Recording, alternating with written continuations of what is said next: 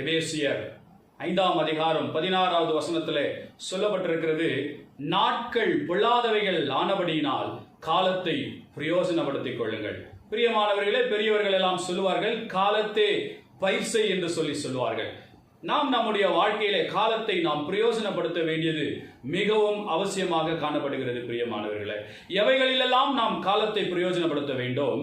நாம் ஜெபிப்பதிலே, நாம் சுவிசேஷம் அறிவிப்பதிலே, நாம் உதவி செய்வதிலே, நாம் தேவ சித்தம் செய்வதிலே, தேவனுக்கு அடுத்த காரியங்களில் நாம் ஈடுபடுவதிலே நாம் நாட்களை பிரயோஜனப்படுத்த வேண்டும். ஆம், நாம் ஜெபிக்க வேண்டிய நேரத்தில் விட்டுவிட்டு நாம் ஜெபிக்க முடியாத சூழ்நிலையிலே, நம்மால் ஜெபிக்கவே முடியவில்லை, வாயையே திறக்க முடியவில்லை, பலனே இல்லை என்ற நேரத்திலே நம்மால் ஜெபிக்க முடியாது. பிரியமானவர்களே, ஆம், இதோ தேவ சித்தம் நாம் செய்வது மிகவும் அவசியமாக